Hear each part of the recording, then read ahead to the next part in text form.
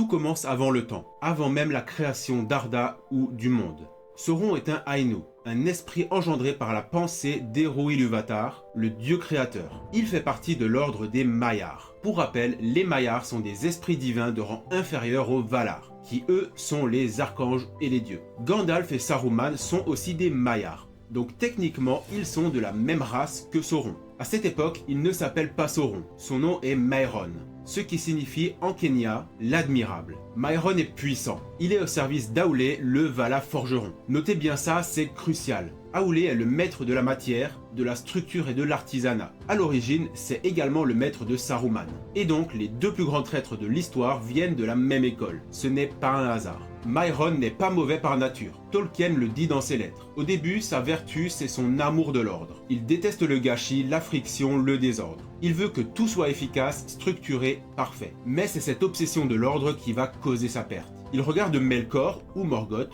le plus puissant des Valar, et il ne voit pas seulement un destructeur. Il voit quelqu'un qui a la volonté et la puissance d'imposer l'ordre rapidement, sans avoir à débattre pendant des millénaires. Mairon rejoint Melkor non pas pour détruire le monde, mais pour le contrôler et l'organiser. Il devient son lieutenant. C'est là que les elfes, les Noldor, vont lui donner un nouveau nom, celui que vous connaissez, Sauron, ce qui signifie l'abominable ou le détesté. En Sindarin, on l'appelle Gorthor le Cruel. Durant le premier âge, Morgoth est le grand patron, le Dark Lord originel. Sauron est son bras droit, son exécutant. Il gère la forteresse d'Angband quand son maître est absent. Mais attention, Sauron n'est pas un guerrier bourrin à la Gothmog, c'est un sorcier, un maître des illusions, des fantômes et des esprits. Son épisode le plus marquant, la prise de la tour de Minas Tirith. Pas celle du Gondor, la première sur l'île de Tol Sirion. Il expulse les elfes par la peur pure, en projetant une aura de terreur, ou littéralement un nuage de peur. Il transforme alors l'endroit en Tol in Goros, l'île des loups-garous. C'est ici qu'intervient l'anecdote la plus humiliante pour Sauron, mais qui montre l'étendue de ses pouvoirs. Beren et Luthien arrivent pour récupérer un Silmaril. Sauron capture Beren et le jette dans une fosse aux loups. Luthien arrive avec Huan, le chien de chasse des Valar. Sauron connaît la prophétie. Huan ne peut être tué que par le plus grand loup jamais vu. Sauron se dit « Ok, je vais devenir ce loup ». Il se transforme alors en un loup-garou géant. Combat de titans. Et devinez quoi, Sauron perd. Il se fait tenir à la gorge par Huan. Pour s'enfuir, il doit abandonner son corps de loup-garou et s'envoler sous la forme d'une chauve-souris vampire. À la fin du premier âge, Morgoth est vaincu et banni dans le vide lors de la guerre de la Grande Colère. Sauron, lui, reste. Il prend sa plus belle forme et va voir Eonwë, le héros des Valar, pour demander pardon. Est-ce qu'il mentait? Tolkien suggère que non, pas totalement. Il avait vraiment peur. Mais quand Eonwë lui dit « Je n'ai pas l'autorité pour te pardonner, tu dois retourner au Valinor pour être jugé par les Valar », l'orgueil de Sauron reprend le dessus. Il refuse de s'humilier devant ses anciens pères. Il s'enfuit. Et c'est là que les vrais ennuis commencent. Le deuxième âge, c'est son âge. C'est là qu'il devient vraiment le Seigneur des Anneaux. Sauron s'installe au Mordor, qu'il choisit pour le Mont Destin, une forge naturelle. Il commence alors à construire Barad-dûr. Mais il sait qu'il ne peut pas vaincre les elfes et les hommes de Númenor par la force brute. Il va donc utiliser la ruse. Il adopte une forme physique sublime et se fait appeler Anatar, le Seigneur des Dons. Il va voir les elfes d'Eregion, dirigés par Celebrimbor, le petit-fils de Fëanor. Il leur dit « Les Valar vous ont abandonné, mais moi, je peux vous apprendre à préserver la beauté de la Terre du Milieu, à arrêter le temps, à faire de la Terre du Milieu un second Valinor. » Galadriel et Gil-galad se méfient. Mais Celebrimbor, assoiffé de connaissances techniques, tombe dans le panneau. Et donc, sous la tutelle d'Anatar, les forgerons d'Eregion créent les anneaux de pouvoir. 9 pour les hommes, 7 pour les nains. Mais Celebrimbor forge les 3 anneaux des elfes tout seul, sans que Sauron ne les touche directement. Et ceci est un détail important. Pendant ce temps, en secret, au cœur de la montagne du destin, Sauron forge l'Uni, un anneau pour les gouverner tous. Pour contrôler les autres anneaux, il doit y verser une grande partie de sa propre puissance, de sa fée ou son âme. C'est un pari risqué. S'il a l'anneau, il est quasi divin. S'il le perd, il est diminué. Si l'anneau est détruit, eh bien, on connaît le résultat.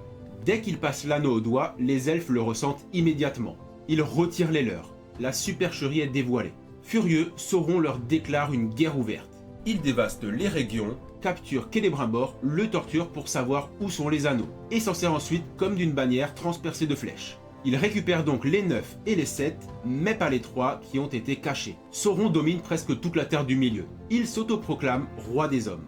Mais ça ne plaît pas du tout à Ar-Pharazôn, le roi de Numénor, qui est la plus grande civilisation humaine ayant jamais existé. Ce dernier débarque en Terre du Milieu avec une armée tellement colossale que les serviteurs de Sauron désertent sans combattre. Et c'est là que Sauron fait un calcul de génie. Il se dit « Je ne peux pas les battre avec des épées, je vais les battre avec des mots ». Il se rend et il se laisse emmener comme prisonnier sur l'île de Numénor. Et là, c'est le sommet de sa carrière de manipulateur. En quelques années, il passe de prisonnier enchaîné à conseiller principal du roi. Il joue sur la plus grande peur des Numénoréens, la mort. Il leur promet l'immortalité s'ils adorent Melkor. Il fait construire un temple gigantesque où il pratique des sacrifices humains. Il convainc finalement Ar-Pharazôn, qui vieillit et a peur de mourir, d'attaquer Valinor, le pays des dieux, pour arracher l'immortalité de force. Mauvaise idée. Les Valar déposent leur tutelle et font appel à Eru Ilúvatar. Le dieu intervient directement. Il change la forme du monde, qui passe de plat à rond, et ouvre un gouffre dans l'océan. Numénor est englouti. Sauron, qui était sur l'île, est pris dans le cataclysme. Son corps physique est irrémédiablement détruit. Son esprit retourne au Mordor, portant l'anneau. Oui, son esprit peut transporter l'anneau, c'est magique, ne cherchez pas. Fait important, à partir de ce moment, Sauron perd sa capacité d'assumer une forme plaisante. Anatar, c'est fini. Il ne peut plus être que terrifiant et sombre. De retour au Mordor, il reconstruit son corps, hideux cette fois. Mais les survivants de Numénor, Elendil et ses fils, s'allient avec le roi elfe Gil-galad. C'est la dernière alliance des elfes et des hommes. Le siège de Barad-dûr dure 7 ans. 7 ans de guerre d'usure. Anarion, le frère d'Isildur, y meurt, tué par une pierre lancée depuis la tour. À la fin, acculé, Sauron est forcé de sortir lui-même. Et oubliez le film où Sauron balaie 20 soldats d'un coup de masse. Dans le livre, c'est un duel héroïque et tragique. Gil-galad avec sa lance Aeglos et Elendil avec Narsil combattent Sauron à 2 contre 1 sur les pentes de l'Orodruin. Ils réussissent à abattre son corps physique, mais ils meurent tous les deux dans l'acte, brûlés par la chaleur de la main de Sauron. Sauron est à terre, son corps tué. Isildur s'approche alors et utilise le tronçon de l'épée de son père pour couper l'anneau sur le doigt du corps inanimé de Sauron. L'esprit de Sauron s'enfuit, le deuxième âge s'achève. Pendant 1000 ans, silence radio. Sauron est une ombre, il se reforme lentement. Vers l'an 1000 du troisième âge, une ombre s'installe au sud de la forêt verte, dans la forteresse de Dol Guldur. La forêt devient Mirkwood, la forêt noire. On appelle cette entité le nécromancien. Au début, personne ne sait que c'est Sauron. C'est Gandalf qui finit par s'infiltrer et qui découvre la vérité. C'est d'ailleurs l'intrigue en arrière-plan du Hobbit. Ici, la stratégie de Sauron est militaire et politique. Il n'a pas l'anneau, il est encore affaibli, donc il mène une guerre par procuration. Il envoie le chef des Nazgûl, le roi sorcier, au nord pour créer le royaume d'Angmar et détruire le royaume des hommes d'Arnor. Succès total, le nord est divisé et ruiné. Il affaiblit le Gondor par la grande peste et les guerres civiles. Il prépare le Mordor pour son retour. En 2941, l'année du voyage de Bilbo, le Conseil Blanc attaque Dol Guldur. Sauron feint la retraite, mais c'est un coup monté. Il rentre simplement chez lui, au Mordor, où tout est prêt. Barad-dûr est reconstruite. Petit point lore capital. Dans les livres, durant la guerre de l'anneau, Sauron a un corps physique. Il n'est pas juste un œil géant. Gollum, qui a été capturé et torturé par lui, dit clairement « Il n'a que 4 doigts sur la main noire, mais ils suffisent ». L'œil est une métaphore de sa vigilance ou une manifestation mentale. Mais Sauron est bien un roi incarné assis sur un trône sombre au sommet de sa tour. Son but ultime, récupérer l'anneau pour couvrir la terre d'une seconde obscurité, mais surtout écraser les derniers royaumes libres par la force militaire brute. Il a peur d'une seule chose, qu'Aragorn ou Gandalf utilisent l'anneau contre lui pour le remplacer. Il n'imagine même pas que quelqu'un veuille le détruire. C'est inconcevable pour son esprit obsédé par le pouvoir. 25 mars 3019.